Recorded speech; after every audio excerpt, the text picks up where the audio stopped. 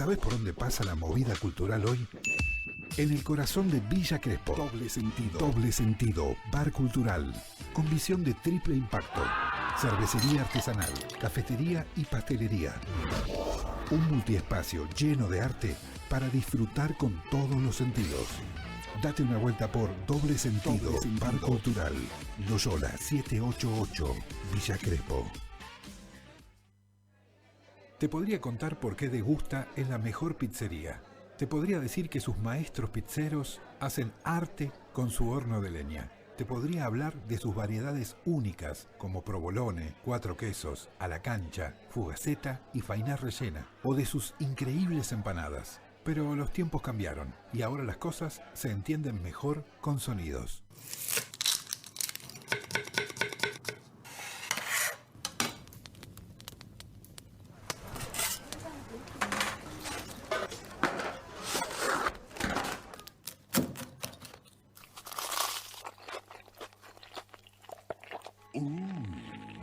Delicioso. Date un gustito. Degusta Pizzería. Vení a disfrutar de nuestras promos al paso en el corazón de Caballito. Pasaje Bertres 324. O hacé tu pedido por WhatsApp al 11 5809 2002. Probá el sándwich de milanesa Degusta en pan de pizza. Degusta, donde vive el sabor. Juguetes blandos, cuidando íntegramente la seguridad y el desarrollo de nuestros hijos. Juguetes Lucerito. Descubrí nuestro mundo. Seguinos en las redes como Juguetes Lucerito o en www.jugueteslucerito.com.ar. Apoyá los juguetes argentinos.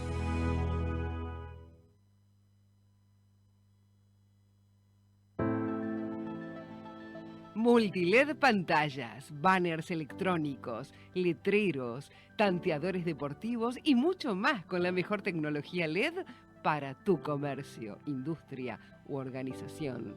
Hace tu consulta. Generaremos una propuesta exclusiva para vos. Multiled, 25 años de innovación, calidad y servicio.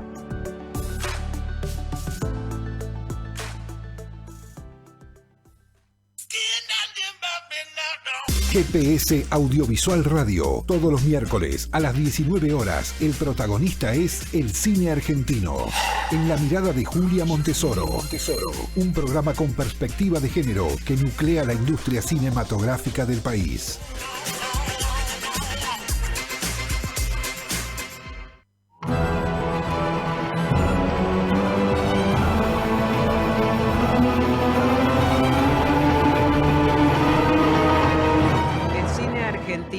No volverá a ser el que es hasta ahora.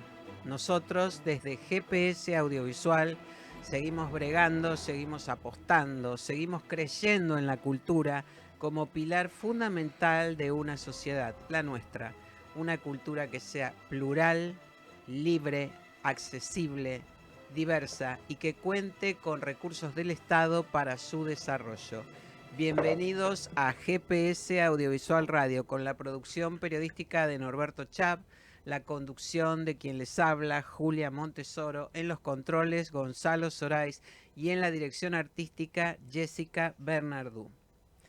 La llegada del hijo es el segundo largometraje de Cecilia Atán y Valeria Pivato, después de una primera experiencia en codirección en 2017 con La novia del desierto.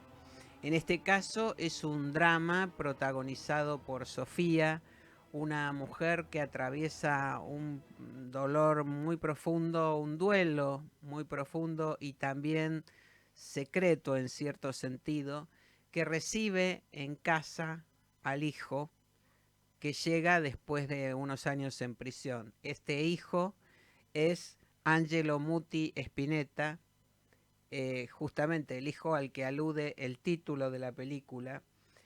Y bueno, nosotros iniciamos esta nueva emisión de GPS Audiovisual Radio con Cecilia Atán y Valeria Pivato aquí en los estudios. Gracias por acompañarnos. ¿Cómo están? Bienvenidas. Gracias, Julia, por la invitación. Bueno, es un gran placer recibirlas y recibirlas además por esta película, ¿no? Que es realmente muy, muy poderosa, muy, bueno, ya iremos charlando, pero hay una continuidad simbólica entre esta película, La llegada del hijo, y la película anterior, La novia del desierto.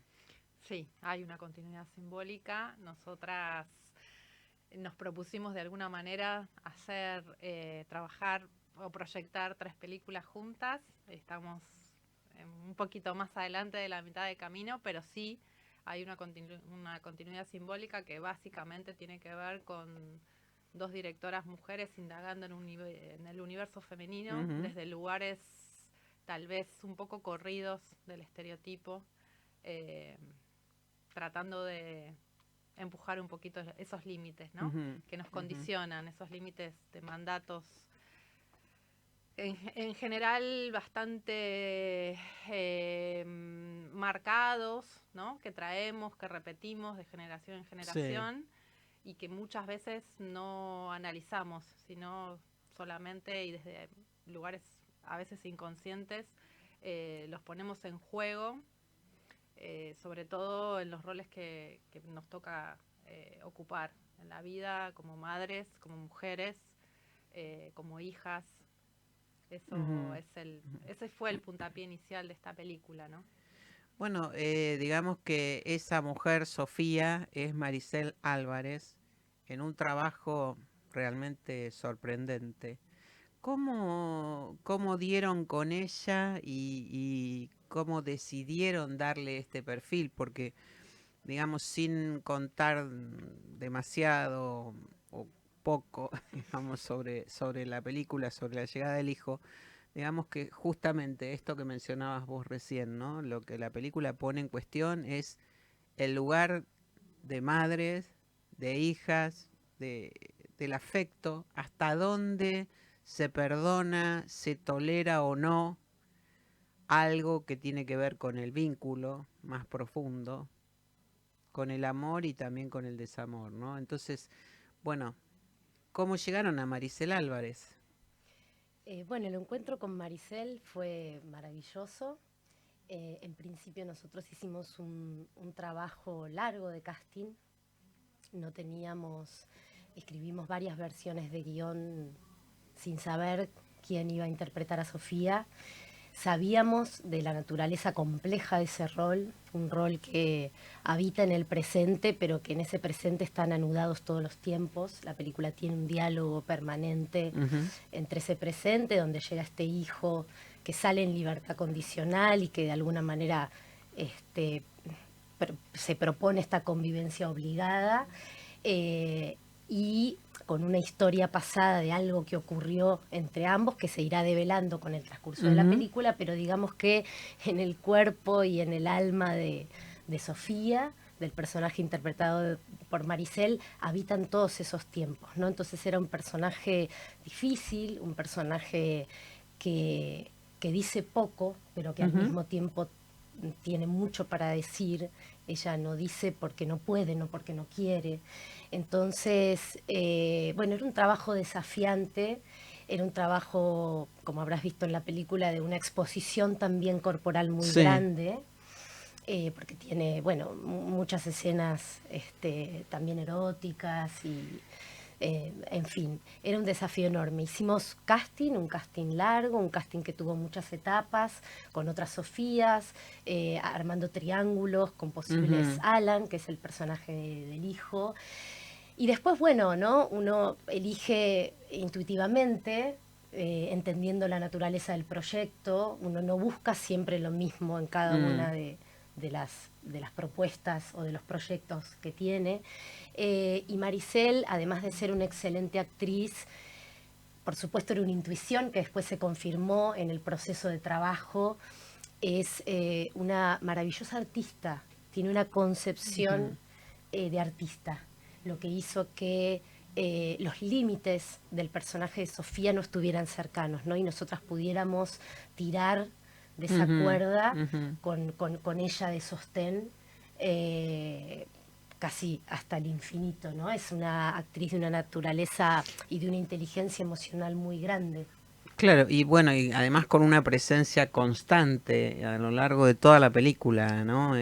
Sofía va atravesando distintas situaciones emocionales, físicas, anímicas, pero está en toda la película. Están, te diría, en el 95% Ujú, de los planos, ujú. para hacer técnica directamente, pero sí, sí, y era un lindo desafío. Yo creo que para nosotras como directoras contar con ella fue un desafío enorme, porque es esto que dice Ceci, es una artista completa en donde Sí. cuestiona, propone, reversiona, entonces fue una creación colectiva. Ese personaje de Sofía, y también, digamos, pensarla en su relación con los otros personajes, ¿no? La peli Ujú. de alguna manera tiene concepción triangular, ¿no? Hay algo de los vínculos, que es esta Sofía que es madre con su hijo y su Y propia su madre, madre, que es sí. Cristina Vanegas, Sí, otra, otra actriz. otra gran Otra actriz, gran claro. actriz, y Angelo Muti Spinetta, que también, digamos, tiene otra naturaleza, ¿no? De trabajo, entonces también era algo muy interesante que nos proponía el proyecto, de trabajar con actores que tienen un origen de interpretación Ujú. y muy distinto, ¿no? Y nivelar de alguna manera eso en relación a lo que nosotras veníamos pensando y concibiendo desde el guión, porque bueno, el guión lo escribimos juntas, entonces eso también nos alinea mucho en el norte que después vamos a buscar en la puesta en escena y en el rodaje. Fue un trabajo muy desafiante y muy placentero contar con este Ujú, elenco. ujú. Ahora, Valeria, bueno, justamente vos decías al comienzo de la entrevista que ustedes se proponen correr los límites, ¿no? Este es un tema, el de la maternidad y los vínculos madre-hijo, es un tema muy abordado en el cine, pero no de esta manera. ¿En qué momento ustedes decidieron que este era el punto que querían abordar? Hacerlo de esta forma. Yo creo que un poco la naturaleza de la escritura en la que nos movemos nosotras y nos sentimos cómodas, ahora Ceci seguramente va a completar, tiene que ver con lanzar como una propuesta, ¿no? Ujú. Y no saber hasta dónde va ese lanzamiento, transitarlo y ver qué nos va dando esa idea, esa pulsión generadora, esa hipótesis, ¿no? Cada uno la llama como cree, Sí. pero en nuestro caso la pregunta inicial fue ¿cuál es el límite del amor? ¿Cuál es el Mm. límite del amor maternal? Porque históricamente se supone que una madre debe ser, es el Todo. amor incondicional Sí. más puro, ¿no? Y Sí. que ese es un modelo y que socialmente nos criaron, ¿no? Como son Ujú. dos modelos muy opuestos, o sos la Venus o sos la Virgen María, y en el medio, ¿qué hay? ¿No? Claro. Y eso nos pareció muy tentador a la hora de pensar y de construir a esta Sofía. Un personaje que tenga contradicciones, que Ujú. las viva, que las atraviese, y que al mismo tiempo los otros personajes le devuelvan otras contradicciones. Ahora, hay momentos, Cecilia, vos me dirás si es así o no, pero hay momentos de la película donde, además de esta fuerte disidencia entre esta madre y el hijo, también hay momentos en los que se sugieren otro tipo de vínculos, ¿no? De percepciones, digo, antes de que él cayera en prisión, digo, el vínculo que tenían era totalmente distinto y era como muy mamero, por decirlo en términos muy cotidianos, ¿no? Eso también lo buscaron reflejarlo. Término, perdón Julia, que yo cuando me lo dicen a mí, yo tengo un hijo de 2 años, de hecho fue parte del rodaje de la película, Ajá. y cuando a mí me dicen es muy mamero, me enojo, porque me parece que no está buena esa... Claro. Sí, a ver, un poco también para continuar en la respuesta de lo que decía Valeria y también contestarte a vos, nosotras concebimos la película y el cine, y por eso también, ¿no? Lo terrible de todo lo que está pasando hoy, en este silenciamiento que hay general, como una exploración, ¿no? Nosotras no pretendemos con la película hacer un manifiesto de, bueno, No. este es el modo, sino más bien poder dentro de los modelos históricamente representados, contar como otra historia, ¿no? Al mismo tiempo desde un lugar respetuoso, sensible e intentando con todos los personajes poder tener benevolencia, ¿no? O sea, incluso con la madre, que es un personaje bastante arquetípico, que es de alguna manera y encarna, ¿no?, a esas mujeres patriarcales que aprendieron eso y así así lo transmiten, claro. El amor que tienen. Incluso con el personaje de Cristina, uno puede, o lo que nosotras por lo menos intentamos hacer en ese tejido que construimos, poder entender, ¿no?, como en algún momento, dónde está el amor en esa mujer, por qué es como es. Parte de poner o de tensar a Sofía entre esta madre y este hijo es entender, bueno, de dónde viene Sofía, ¿no? Entonces, este sistema como de valores represivos y de una historia sin padre y con un montón de cuestiones que la determinan y que hacen que también ella sea como madre transmisora de alguna de esas cosas casi sin querer, lo que también pasa. Pero básicamente a nosotros nos interesaba, bueno, la humanidad de todos los personajes, ¿no? Incluso cuando la película expresa una opinión al respecto, ¿no? Sí. Bueno, hay otro elemento que ustedes juegan de una forma muy interesante. Yo diría que se puede seguir hasta como un thriller, Sí. La llegada del hijo, ¿no? Por los climas que se generan, por los silencios, por la luz también, cómo manejan la luz y los ambientes, ¿no? Esto también fue algo muy buscado, muy trabajado antes de iniciar el rodaje, ¿no? Y después en la postproducción. Sí, somos fervientes creadoras de la creación colectiva y del trabajo. O sea, básicamente trabajamos con nuestro director de fotografía, que es Sergio Armstrong, y nuestra directora de arte, que es Mariela Rípodas. Sí. Fueron colaboradores en La novia del desierto, nuestra primera película, Sí. y acá repetimos, porque también sentimos que se suman a nuestras propuestas, ¿no? De la puesta en escena, y que conciben la imagen como también un lugar o una manera de contar la historia. Trabajamos mucho en la puesta en escena, trabajamos mucho en la preproducción, y en este caso particular hay un escenario en la película que fue como la llave de todo el resto de los espacios, que es el Panteón de Chacarita, del cementerio de Chacarita, en donde, bueno, la arquitectura nos empezó a guiar en las elecciones después de los otros espacios, y de alguna manera encontramos como ese universo de duelo, pero también de reencuentro en el recorrido que hace el personaje de Sofía cuando, bueno, va a ver a un personaje que ya no está. Claro. Sí, perdón, las que escribimos, en general nos vamos dejando pistas a nosotras mismas.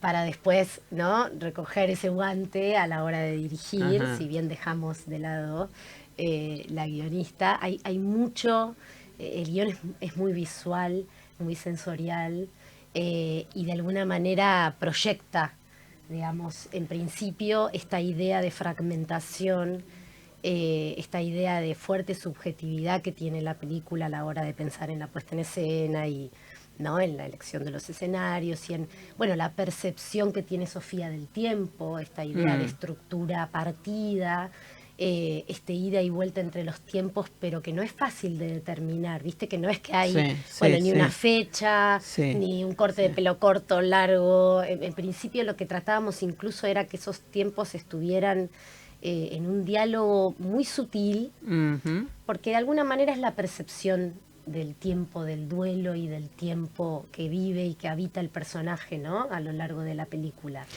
Estamos con Cecilia Tan, ella estaba hablando recién y yo la interrumpo, y Valeria Pivato son las codirectoras de La llegada del hijo, una película realmente muy muy buena, todas esas cosas que se andan diciendo por ahí en estos momentos, ¿no? De que no hay buen cine argentino, que no hay creadores, bueno, esta es una de las películas que viene a demostrar exactamente lo contrario de todo eso. Así que bueno, estoy muy contenta de poder recibirlas aquí en el estudio y que nos cuenten cómo se hace una película de esta naturaleza. Y a dos voces además. Quizá esto se los hayan preguntado muchas veces, pero bueno, el público se renueva, como dice una conductora de muchos años de la televisión argentina. ¿Cómo es el trabajo? ¿Por qué trabajan juntas? ¿Cómo es ese trabajo conjunto? Porque si ya arrancan desde el guión, vos dijiste hace un momento, Cecilia, que se van dejando pistas a ustedes mismas. ¿Qué significa eso? Bueno, es a dos voces y a cuatro manos. Claro. Es clave, creo. Cada dupla, ahora seguro también vale completa, tendrá su estilo. Pero es clave, por lo menos en nuestro proceso, la escritura, porque es ahí donde en realidad se baten las batallas más duras, en el sentido de que, bueno, uno va encontrando un territorio de trabajo común. Habiendo hecho la primera película, bueno, también construimos una mirada común que ya en la segunda nos permitió tener cierta soltura, ¿no? Uno en la primera película, como cualquier primera vez, quiere poner todo. Está entretenido con otras cosas, y la realidad es que ahora, bueno, ya consolidando una manera de trabajo, una dinámica, obviamente fue, hasta te diría, más fluido. Pero sí, nos vamos dejando pistas porque las dos, de alguna manera, tenemos un bagaje común de trabajo anterior a hacer esta primera película, y un interés común en el tipo de cine, en el tipo de arte que nos interesa, que tiene que ver con la síntesis, con lo económico como en el mejor sentido, con poder alimentar lo simbólico y lo aludido, porque creemos como en esos espectadores activos, claro, inteligentes, que puedan estar sentados, sí, viendo una historia entretenida, porque lo es, o sea, es una película que pasa en un segundo, y al mismo tiempo digiriendo un relato áspero, duro, pero es un trabajo hermoso, porque también el rol del director es un rol en general solitario, es un rol egocéntrico, es un rol, y el ejercicio cotidiano que tenemos que hacer, que tuvimos que hacer, también todo el tiempo nos reubica en que el proyecto es lo más importante. Claro. ¿No? Como un hijo, digamos. Claro, bueno, cualquier cosa tiene que estar concentrada en el proyecto, porque todo lo puede dañar. Es una dinámica muy frágil. Sí. Y bueno, Valeria. Y hacemos las dos todo. Eso también, ¿no? No somos nada ortodoxas. Ajá, en general, bueno, hasta los actores terminan de filmar y se preguntan cómo lo hicimos porque no se dieron cuenta. Nosotras lo fuimos descubriendo en el hacer. También es verdad que nos conocimos trabajando como asistentes de dirección, ayudantes. Nos conocimos en Luna de Avellaneda, una película de Campanella, del 2003. Y desde ahí trabajamos mucho juntas, así que ya pasó mucho tiempo. Y realmente en el momento de empezar a dirigir y pensar nuestros proyectos, se dio, digamos, un poco naturalmente esta manera de trabajar, pero porque creo que tenemos como el mismo compromiso con el proyecto. Yo creo que si tuviera que decir, bueno, cuál es el punto que nos equilibra, tiene que ver con eso, ¿no? No sé si recién hablaba del proyecto como si fuera el hijo, ¿no? Y como si de alguna manera el proyecto está por delante de las dos y no es ni más de una ni de otra, ¿no? Y porque también creemos que el cine es una creación colectiva, eso, y lo defendemos. Claro. Y lo es, exactamente. Bueno, la película tuvo su premier mundial hace un año, va a ser un año, en el Festival Internacional de Cine de San Sebastián. Y desde allí, bueno, viene haciendo todo un recorrido hasta que llega ahora a este estreno argentino, ¿no? ¿Qué percibieron ustedes en el momento que la vieron, después de tanto trabajo conjunto y y todos los detalles de preparar la llegada del hijo, cuando la vieron en pantalla grande, y qué percibieron? Yo creo que lo que genera la película es una sensación de fluidez, de atravesar la historia sin darse demasiado cuenta de los diálogos entre los tiempos, ¿no? Como tiene la invitación a recorrer ese estado de Sofía, desde un lugar que pasa muy rápido, que al principio se presenta, como bien dijiste, como un thriller, pero que una vez que ese thriller se resuelve, ¿no? Hay algo de cuestionamiento al espectador, ¿no? Y de traer esta pregunta que fue generadora, ¿no? Del límite, ¿cuál es el límite? Del perdón, del amor, en las relaciones más cercanas, como pueden ser las materno-filiales. Y lo que percibimos fue eso, la sensación que, bueno, que termina la película y hay muchas preguntas, algunas que apuntan hacia nosotras y otras que estoy segura que quedan resonando en la cabeza de los espectadores. Y eso nos parece que es una de las cosas más interesantes que podemos generar con nuestro cine. No es tranquilizadora. Bueno, no adelantemos nada. Es muy interesante de ver, es muy desafiante para los y las espectadoras, para el público, y bueno, los invitamos entonces a asistir a la llegada del hijo de Cecilia Atán y Valeria Pivato, protagonizada por Maricel Álvarez y Angelo Muti Spinetta, que es igual al padre. Al abuelo. Al abuelo, perdón. Al abuelo. Y tiene ese aura. Sí que lo tiene, exactamente. Y bueno, en salas argentinas. Después vendrá otra película, pero de eso hablaremos en otro momento. Cecilia, Valeria, muchísimas gracias por acompañarnos. Gracias a vos. Gracias. Seguimos en GPS Audiovisual Radio. Me llamaron desde acá hace un rato, mi hijo está detenido. Embistió en un accidente automovilístico a una mujer. La mujer murió en el acto. Ella era mi profesora y vos sos mi mamá. Necesito saber para poder seguir. No va a cambiar nada hablar de eso. Entre ustedes siempre fue una cuestión, el tema de los límites. Fue un accidente, ¿ok? ¡No te creo! ¿Por qué Alan hizo lo que hizo?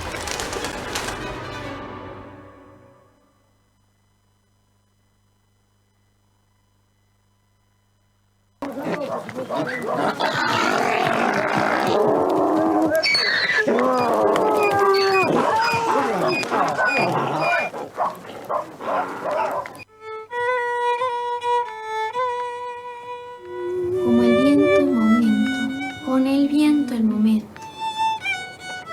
El momento, un momento.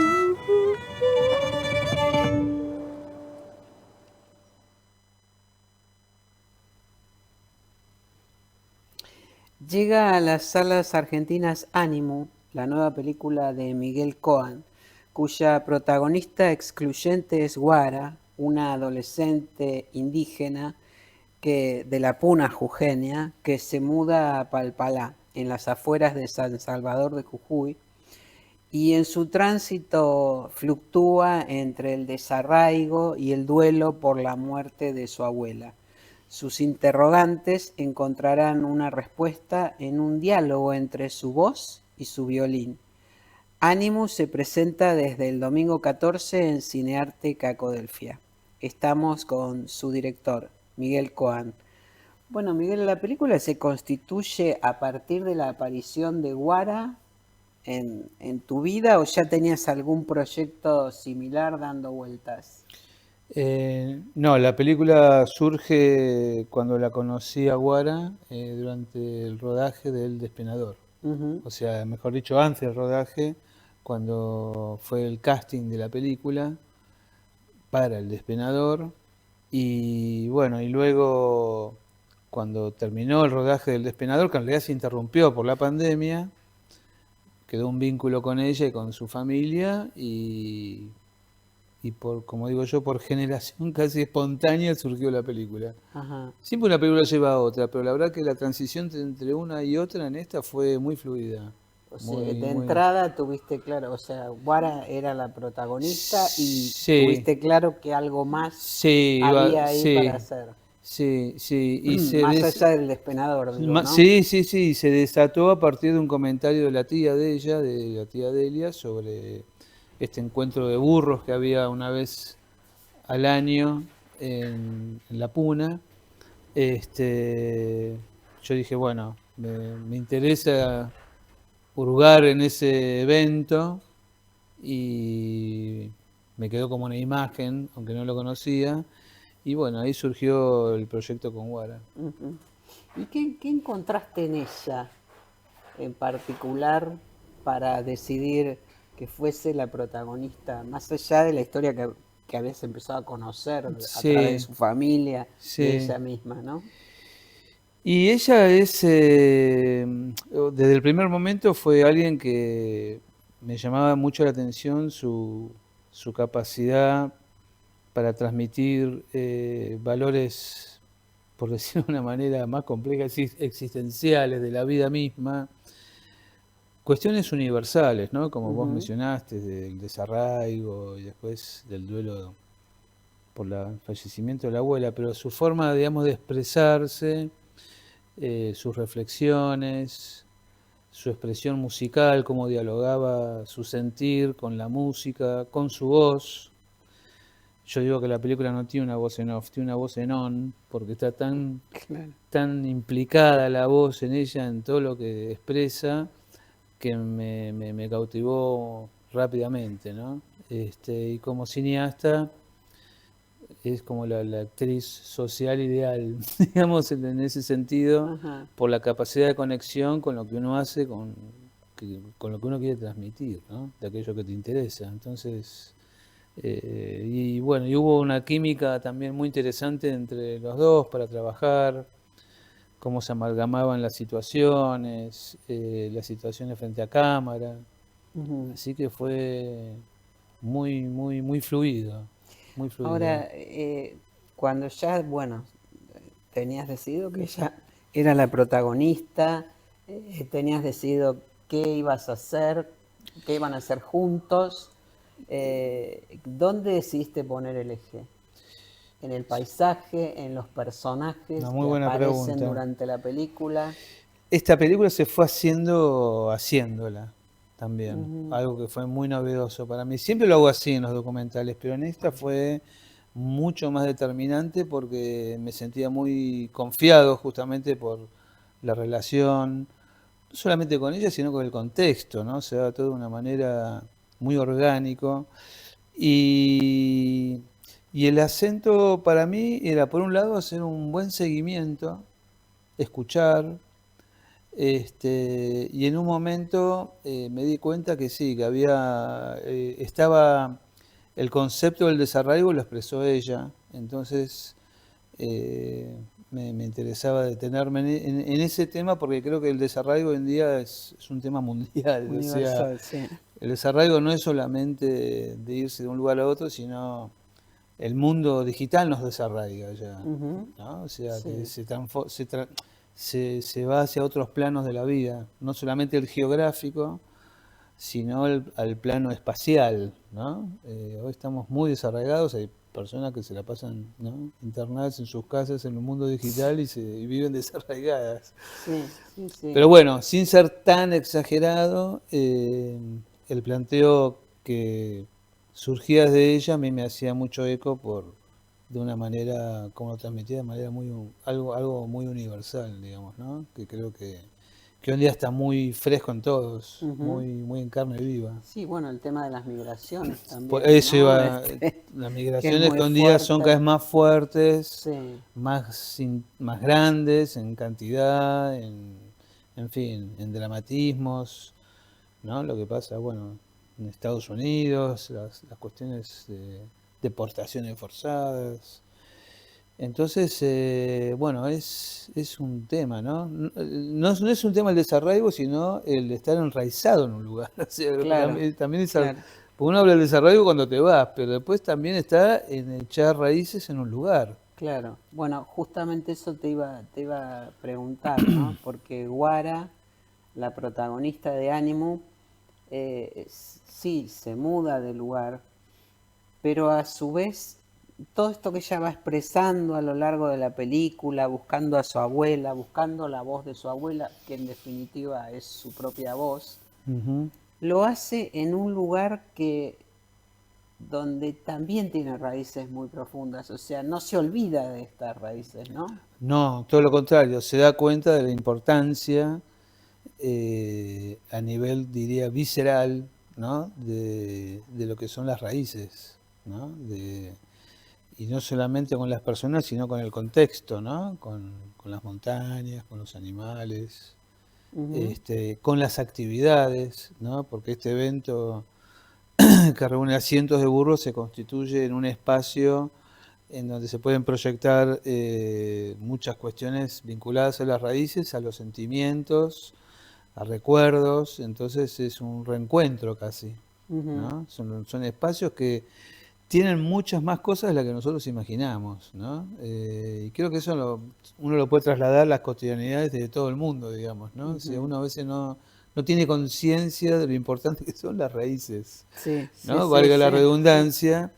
Y por eso me cautivó contar, narrar todo lo que ocurre en la película, porque vivimos también en un momento en donde la cultura está tan complicada, tan cuestionada, ¿no? Como algo valioso, y justamente acá vamos en sentido contrario, mostramos lo importante que es la cuestión cultural, ¿no? Lo importante que es, hay una sequía no solamente climática del agua que escasea, sino del deseo, y una subvaloración de la cultura misma, ¿no? Que es muy importante para la esencia no solamente humana, sino para que tenga vigencia el deseo, o sea que es...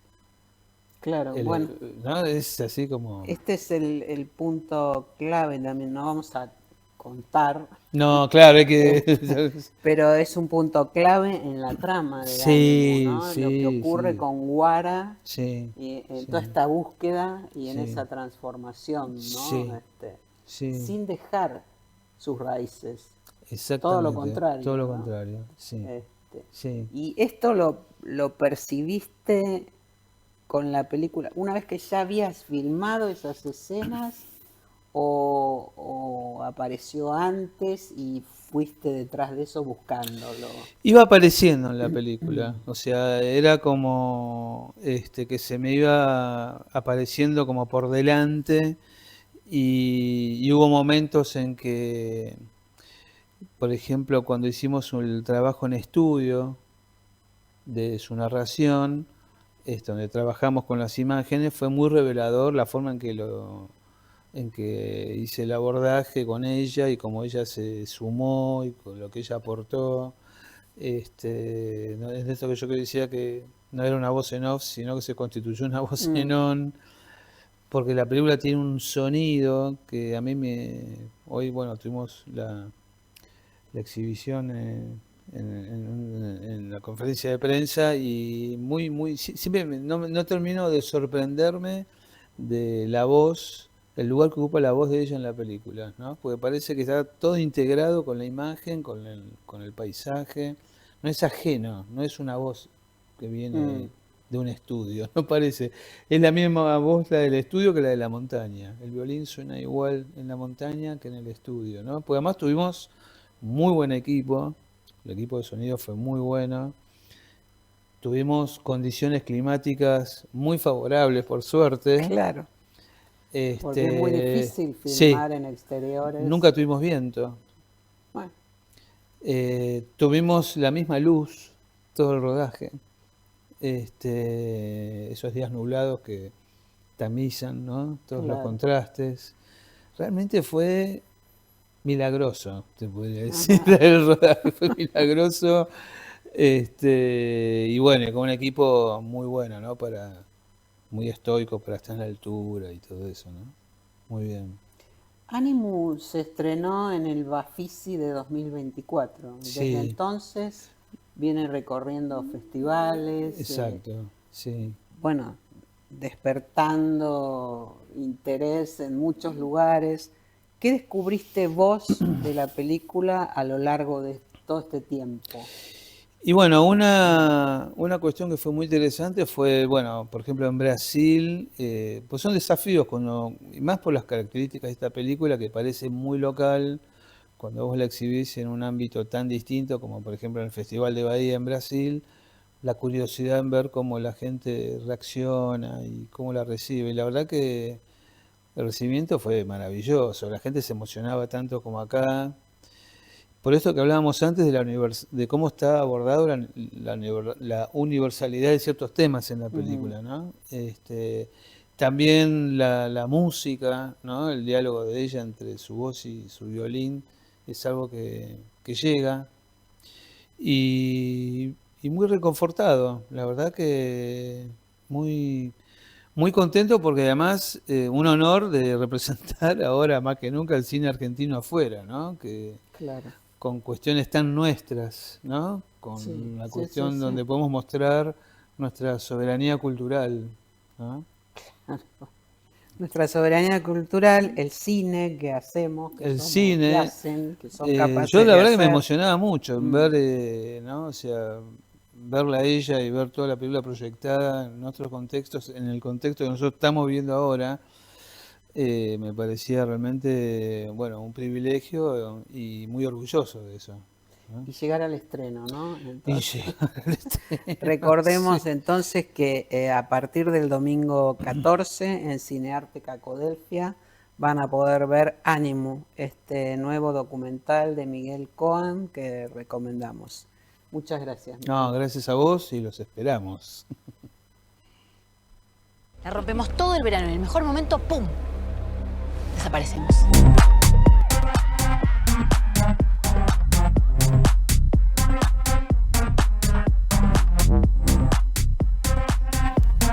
Sigan al patrullero.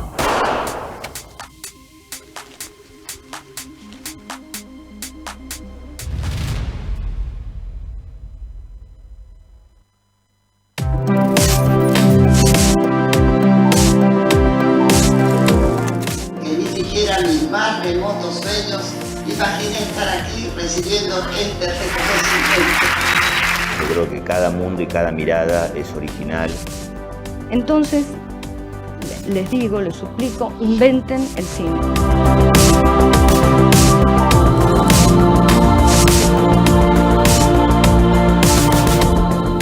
Y en el cine argentino hay mucho para recordar y revisitar. Tenemos que defender el cine, que es algo que nos identifica, que nos hace crecer y nos enseña. Me da un montón de orgullo también por ser parte de esta casa. La verdad, una oportunidad hermosa, la que nos dan. Nos agarró piel de gallina, estuvo muy lindo. Que viva la uni, la educación buena y la gente argentina.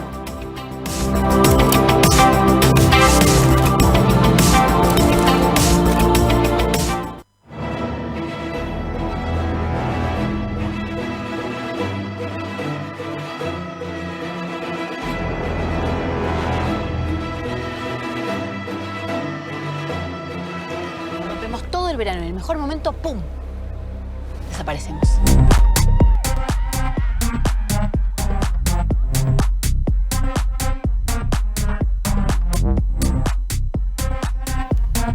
Sigan al patrullero.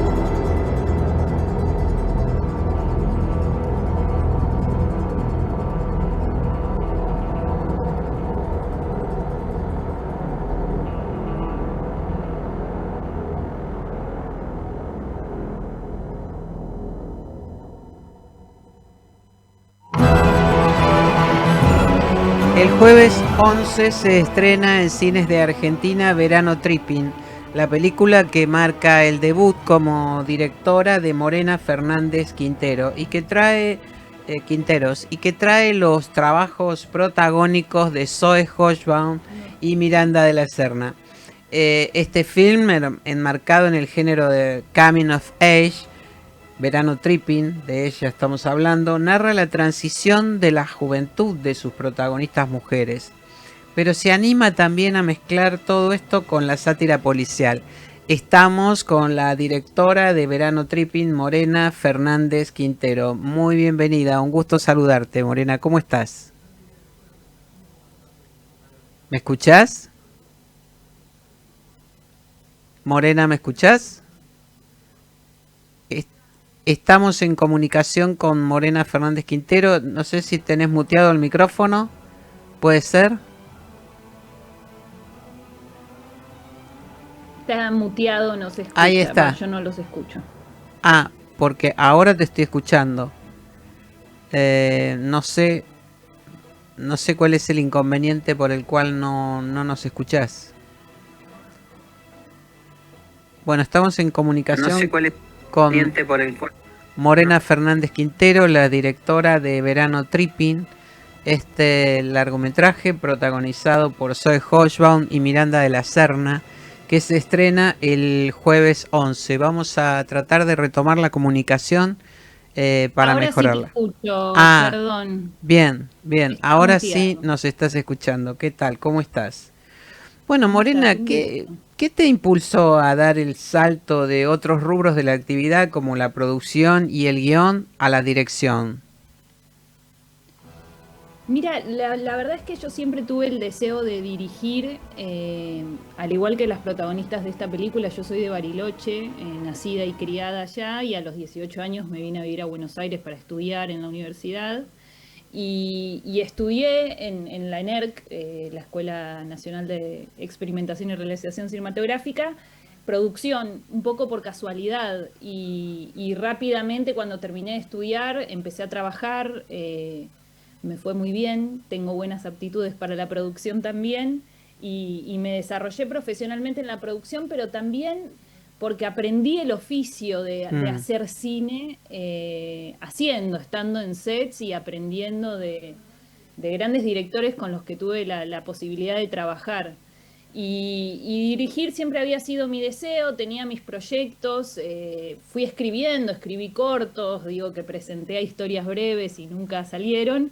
Y un día llegó esta posibilidad, apareció Zoe Hochbaum, que es protagonista de la película, pero además es productora.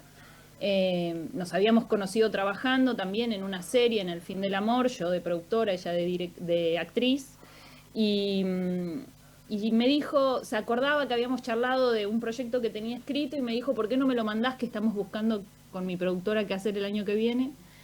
Y ahí empezamos este viaje. Y fue una oportunidad que apareció así, atípica, porque no es lo usual que unos productores apuesten a un nuevo talento, ¿no? Pero se dio y hicimos Verano Tripping. Ajá.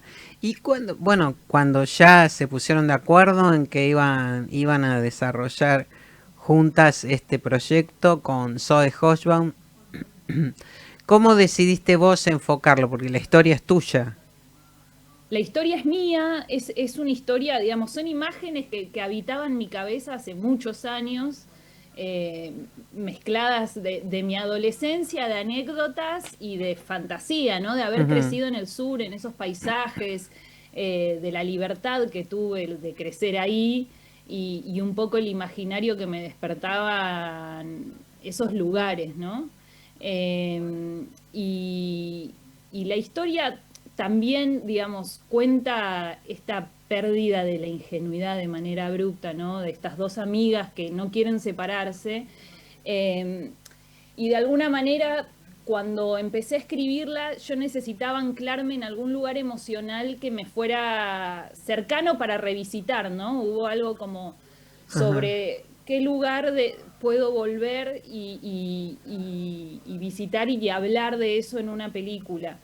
Y hubo algo de esa época, de la adolescencia, de las despedidas, de tener que dejar amigos atrás porque, bueno, por el contexto, que me empezó a interesar, y también esta idea de que, no como muchas veces uno cree que hay amigos que van a ser para siempre, y la vida te sorprende con esas despedidas, que son muy dolorosas. Entonces, partimos de ese lugar. Y después apareció toda esta historia más loca, por así llamarla, Sí. Que me divertía porque había algo del, digamos, de este mundo extraño y quizás más oscuro, que quería explorar algunos elementos de la sátira y traerlos a la historia. Y también porque sentía que, bueno, que había personajes peligrosos en el mundo, que los hay en la realidad, que traídos a la ficción son ridículos, ¿no? Entonces había algo de eso que me interesaba traer a la película también, y un poco inspirarme en películas que me gustaban cuando yo tenía esa edad. Como por ejemplo. Bueno, las películas que son... hubo como dos caminos que yo tomé, que son las películas de los Coen, porque soy fan y porque me encantan sus personajes, pero también estas películas que son las comedias de fumones, ¿no? Como que hay muchas, como Pineapple Express o Cheech and Chong, digo, son películas, así es un género en sí mismo, que por lo general siempre estaba protagonizado por varones y bueno, había algo ahí medio rebelde de hacer a estas dos chicas jóvenes con elementos de ese género que me divertía también. Metidas en ese mundo que, bueno, en cierto momento se convierte en un mundo, en un universo de ampones, ¿no? Sí. Allí en Bariloche, justamente por, bueno, cuestiones que tienen que ver con el consumo y la venta de drogas, pero al entrar en ese mundo y en esa clave de sátira, ¿cómo fue el trabajo con las protagonistas? Porque las dos funcionan, Zoe Hochbaum y Miranda de la Serna, hay una química muy fuerte entre ellas, y ahí ¿cómo lo trabajaste eso? Mira, hubo una clave de la película que era que estaba anclada en la mirada de ellas dos, ¿no? Y en esta mirada inocente y adolescente también de cómo ellas se enfrentaban a este mundo que le es tan ajeno. Y por eso quizás lo más naturalista que tiene la película es ellas dos. Y hubo un desafío en el trabajo que hicimos. El primero era que fueran adolescentes, ¿no? Que tuvieran esa energía adolescente, Sí. porque ellas son chicas ya mucho más grandes y con otras experiencias, y después que se hicieran muy amigas, porque había algo de esta amistad de toda la vida que teníamos que contar con un código en común que lo tenían que construir entre ellas. Fue un trabajo de ensayos bastante largo, digo, con ellas ensayamos 2 meses, que durante un tiempo fue conocernos, hacer química, también que ellas construyeran su vínculo por fuera del espacio de ensayo, ¿no? Y se hicieron muy amigas. Y después encontrar los códigos de esta amistad de Tony y Lena, de estos dos personajes, para la película. Y en este caso fue muy ensayado, la verdad. Y después, en el set, trajimos todo eso que ya habíamos conversado. Bueno, la historia es un viaje en varios sentidos de estas dos mujeres, ¿no? Contado desde la perspectiva de una mujer. Ahora, ¿era también un punto que tenías en cuenta o que trabajaste conjuntamente con la productora, con Zoe Hochbaum, la productora y protagonista de la película, plantear el tema desde una perspectiva de género? Mira, no sé si como tal, o sea, obviamente como mujer y como realizadora mujer, y también en mi recorrido como productora, que participé de muchos proyectos y de muchos desarrollos de guiones de proyectos, siempre me faltaban como esos personajes femeninos que llevaran adelante una historia y que atravesaran las profundidades de la emocionalidad también, ¿no? Esta historia yo la empecé a escribir en el 2020 como tal, digamos, en el 2023 me encuentro con Zoe, pero fue una historia que empezó mucho tiempo antes. Y sí, me convocaba contar mujeres, o sea, me convocaba tener protagonistas mujeres y poder conectarme con la sensibilidad de los personajes femeninos.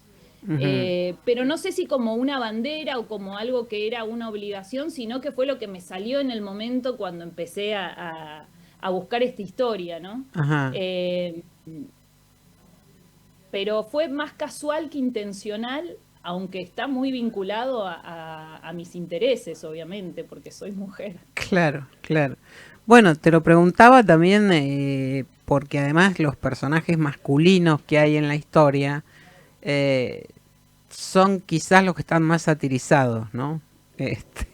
Entonces ahí también hay una mirada desde una perspectiva, desde el humor también, pero bueno, no me parecía casual, hay algo, ¿no? de estas versiones deformadas, ¿no? En el caso de los masculinos del poder, igual digo, por eso también está el personaje del padre de Tony que hace Ariel Staltari, que con él trabajábamos mucho esto de que justamente es un padre cercano, un padre que tiene un vínculo casi de amigo con su hija, pero a la vez un padre que no puede ver en qué está metido su hija, ¿no? Por esta cuestión también de ser permisivo.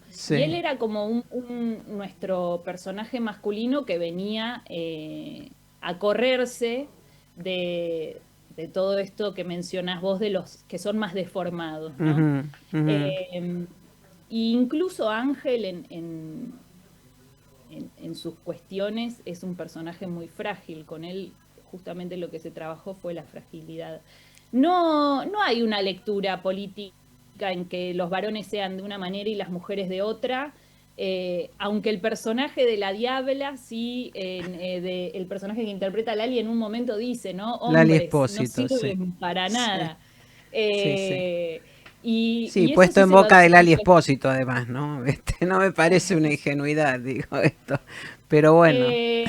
Ahí hay una intencionalidad, pero es todo desde la ironía y desde el humor y para nada bajando línea, no. Me parece que así como se satiriza muchas veces la locura femenina, en este caso se dio de esta manera, pero por eso también queríamos tener personajes masculinos que acompañaran. Claro.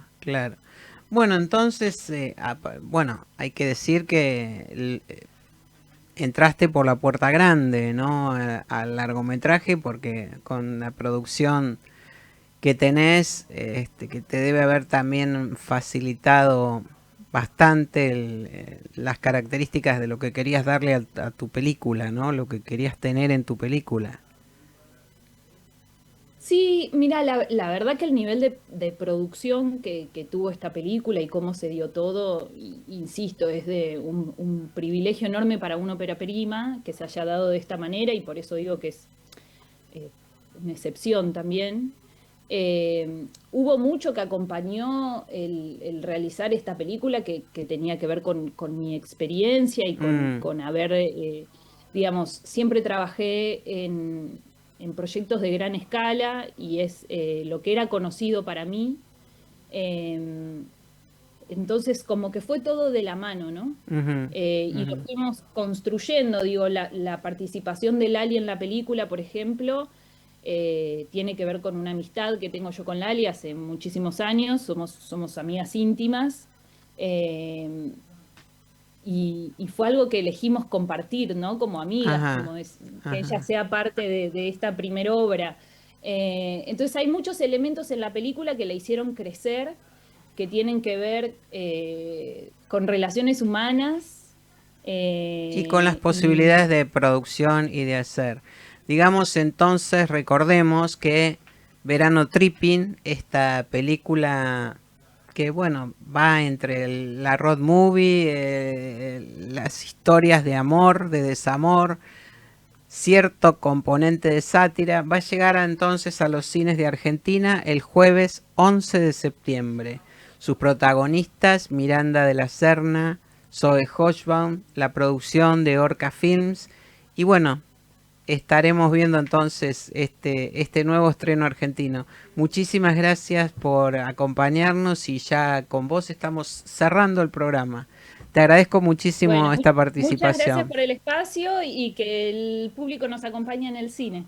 A partir del 11 de septiembre. Bueno, nos estamos despidiendo hasta el próximo miércoles a las 19 en vivo aquí en los estudios de Radio Trend Topic con una nueva emisión de GPS Audiovisual Radio. No se vayan porque ya llega Mala Noche y recuerden, como decimos siempre, vean cine argentino y véanlo en las salas. Hay mucho, hay variado, hay para todos los gustos. Hasta la semana que viene, gracias por acompañarnos.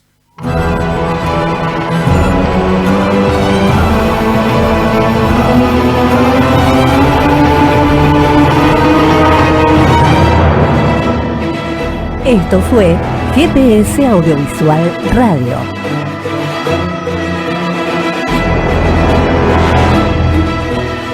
Los esperamos el próximo miércoles a las 19 horas por Radio Trend Topic.